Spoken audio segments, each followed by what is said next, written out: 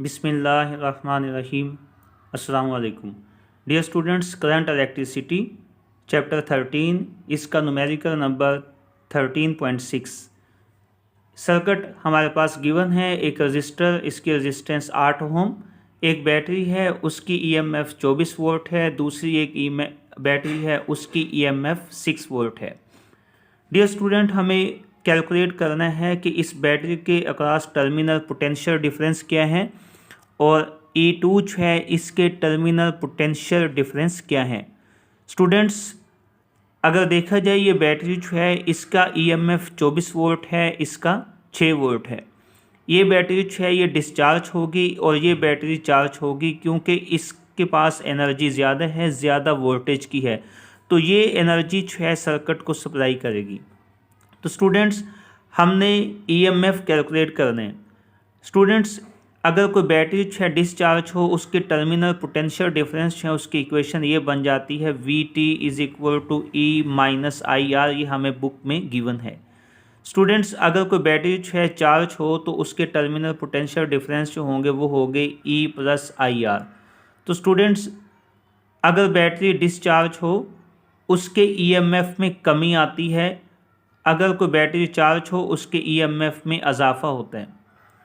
तो यहाँ पे कुछ दो कन्वेंशंस हैं जो हमें याद करनी है। अगर एक बैटरी उसका पॉजिटिव टर्मिनल हो और ये नेगेटिव, दो बैटरीज आपस में कनेक्ट हो, एक की ईएमएफ E1 हो, दूसरे की E2, तो स्टूडेंट्स इन दोनों का जो ईएमएफ होगा वो ऐड हो जाएगा।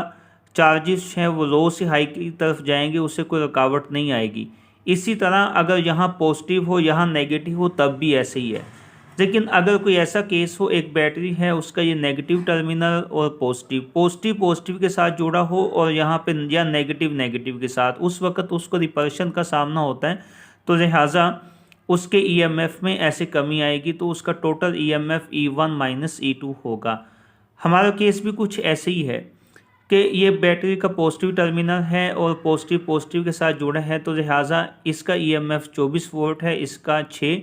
अब जो सर्किट के अंदर टोटल ईएमएफ होगा वो 24 और 6 यानी ऐड करने से नहीं बल्कि माइनस करने से आएगा, वो होगा 18 वोल्ट।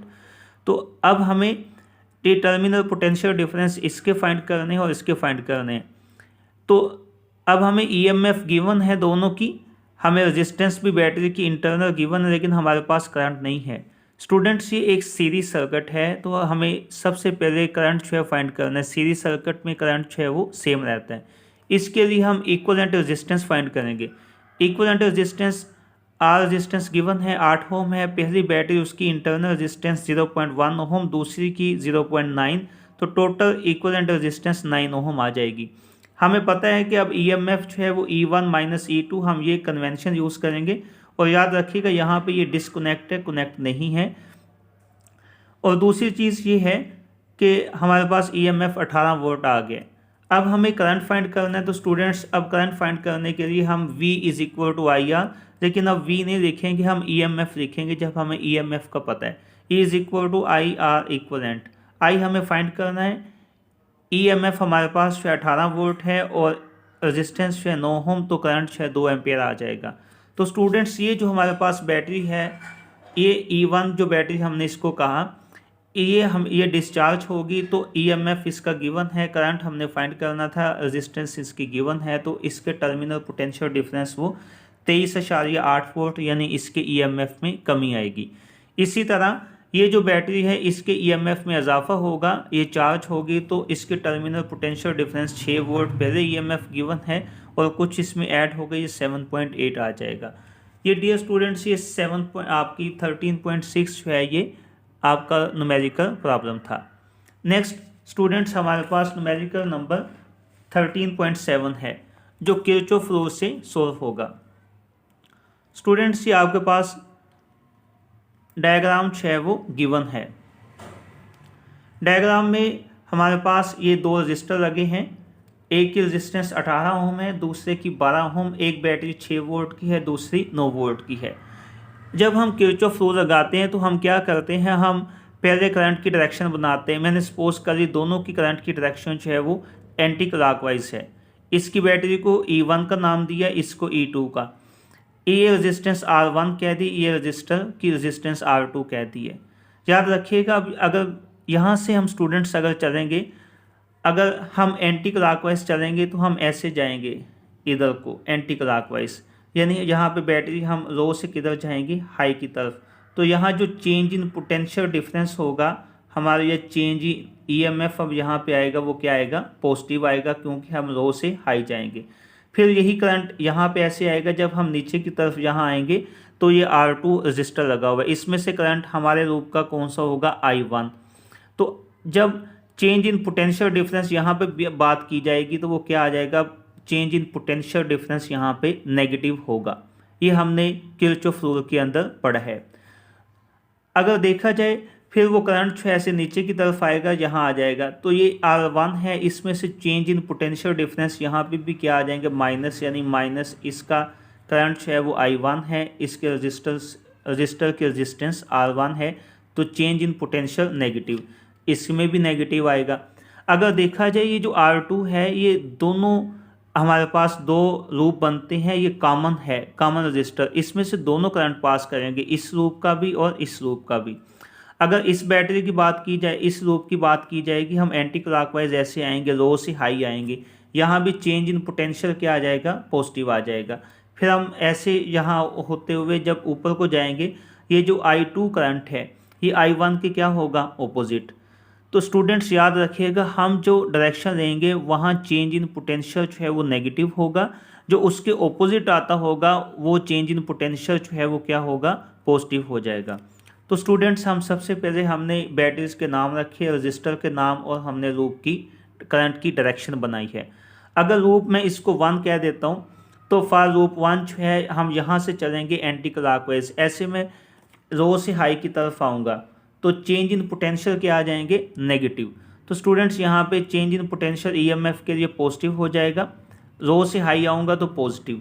इसी तरह माइनस, जब मैं इधर से यहाँ आऊँगा तो ये R1 R2 रजिस्टर है, हमारे लूप का करंट कौन सा है, I2, तो change in potential negative, minus I2 R2 आ जाएगा।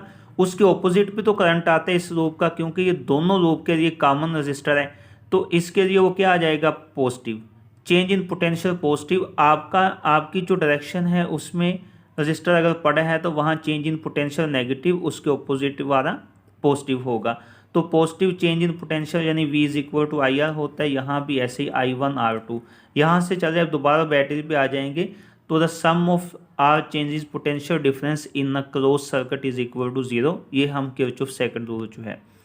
E2 जो है वैल्यूज पुट कीजिए, 9 वोल्ट है। उसके बाद जो है इन दोनों में से R2 जो है उसको कॉमन ले रहे हैं, ये माइनस यहाँ पे आएगा, जब हम माइनस कॉमन लेंगे तो I2 ये माइनस कॉमन आ जाएगा, माइनस प्लस माइनस, और ये I1 यहाँ पे I1 आ जाएगा। स्टूडेंट्स ये मैंने वैल्यूज पुट कर दी हैं। ये रजिस्टर, इसकी रेजिस्टेंस 18 ओम R2 की गिवन है। जब हम इसको सिंप्लीफाई करेंगे, ये प्लस 9 है, इक्वेशन की दूसरी साइड पे -9 हो जाएगा, और यहाँ से फिर अगेन जो है सारी इक्वेशन को -18 से मैंने डिवाइड किया, तो हमारे पास ये इक्वेशन आ जाएगी। इस इक्वेशन मैंने बाद में ये माइनस वाला पहले लिख दिया, I2 ये प्लस वाला बाद में, इसको इक्वेशन A का नाम दे दें। नेक्स्ट हम लूप 2 की अगर बात करें तो लूप 2 में हम एंटी क्लॉकवाइज ऐसे चलेंगे। तो मैं जब बैटरी से स्टार्ट करूँगा तो ऐसे में जाऊँगा, ये anti clockwise direction, negative to positive. तो चेंज इन EMF जो है या पोटेंशियल डिफरेंस, जब रजिस्टर होगा तो पोटेंशियल डिफरेंस, बैटरी होगा तो EMF वो क्या आ जाएगा, पॉजिटिव। अब यहाँ पे आएंगे, हमारे लूप का करंट जो है I1 है, आगे क्या लगा हुआ है, रजिस्टर, तो चेंज इन पोटेंशियल क्या आ जाएगा, नेगेटिव, वो क्या आ जाएगा, -I1 R2। इसमें से उसके ऑपोजिट करंट भी तो एक आता है, वो कौन सा है, I2। Dear students again repeat करता हूँ, जो आपका करंट है वो पॉजिटिव नेगेटिव होगा, और जो उसके ऑपोजिट है वो क्या होगा, प्लस होगा। तो यहाँ पे माइनस आ जाएगा, और ये माइनस, इस वक्त लूप का करंट I1 है, इसमें से पास करता है, वो करंट की एक डायरेक्शन है, वो चेंज इन पोटेंशियल नेगेटिव। उसके ऑपोजिट जो है वो I2 है, उसके ऑपोजिट है तो वो चेंज इन पोटेंशियल पॉजिटिव हो जाएगा। फिर यही करंट I1 इसमें से भी पास होगा, तो यहाँ जब रजिस्टर पड़ा हो करंट की डायरेक्शन में तो चेंज इन पोटेंशियल नेगेटिव। आपके लूप का करंट जो है I1 है, रजिस्टर कौन से R1 = 0, the sum of R change in potential difference in a close loop is equal to 0। Close loop क्या है, जहाँ से चले दोबारा घूम के वहीं आके वैल्यूज पुट कर देंगे। E1 6 वोल्ट है, माइनस इसमें से और इसमें से I1 कॉमन लीजिए, R1 प्लस R2 आ जाएगा, इसको ऐसे ही लिखा रहने दें। ये 6 से इधर आके -6 हो जाएगा, वैल्यूज पुट कर दें। R1 R2 की 30 ओम, यहाँ पे आ जाएगा R2 जो है 18 ओम, ये पुट कर दिया। इसी तरह इसको सारी इक्वेशन को -5 से डिवाइड कर दें तो आपके पास 5I1 - 3I2 is equal to 1 आ जाएगा। डियर स्टूडेंट्स, इस इक्वेशन को -5 से मैंने 5 से क्या किया, मल्टीप्लाई किया, तो -5I1 यहाँ पे ये 5I2 इज इक्वल टू 5 से मैंने मल्टीप्लाई किया तो ये आ गया। बाद में इस इक्वेशन 1 और 2 को ऐड किया। इक्वेशन 1 और 2 को जब हमने ऐड किया तो हमारे पास I2 की वैल्यू आ गई है। याद रखिएगा I2 इस लूप का करंट है। I2 जो है वो इसमें से पास नहीं करता। R2 एक ऐसा रजिस्टर है जो कॉमन है दोनों लूप के लिए, कॉमन रजिस्टर। इसमें से I1 I2 का डिफरेंस पास करता है, क्योंकि I1 अगर एक डायरेक्शन में है तो I2 उसके ऑपोजिट है, अगर I2 एक डायरेक्शन में तो I2 उसके ऑपोजिट है। तो ये जो कॉमन रजिस्टर है इसमें से दोनों करंट का डिफरेंस पास करते हैं। इसी तरह I2 हमने फाइंड किया। I2 के बाद I2 की वैल्यू जो है मैंने इक्वेशन ए के अंदर पुट की, तो I2 यहाँ पुट करने से I1 आ जाएगा। I1 आपके पास 1.25 एम्पियर आ जाएगा। I1 एक वो करंट है जो ये लूप 2 का था और वो किस में से पास करता था, इस 12 ओहम में से, इसमें से पास करता था, यहाँ से। तो स्टूडेंट्स आपके पास यहाँ पे I1 वो करंट है जो R1 में से पास करता है। अब यहाँ R2 में से कौन सा करंट पास करता है, R2 में से दोनों करंट पास करते थे, I2 - I1 या I1 - I2। I2 जो है हमारे पास 1.75 एम्पियर है और I1 जो है वो 1.25 एम्पियर। तो R2 में से ये जो कॉमन रजिस्टर इसमें से दोनों करंट पास करते थे, तो हमने उसका डिफरेंस देखना है, वो 0.5 एम्पियर आ जाएगा। यही हमारा क्वेश्चन था कि ये जो रजिस्टर लगे हुए हैं इनमें से पास होने वाला जो करंट है वो फाइंड कीजिए। तो स्टूडेंट्स यहाँ तक लाजमी इसको लेक्चर को अच्छे से सुनिए और अच्छे से समझिए। अगर आपके कोई क्वेश्चंस हैं लाजमी कमेंट किया करें और लेक्चर को अच्छे से सुन के अपने कंसेप्ट्स हैं वो क्लियर कीजिए। Thank you so much.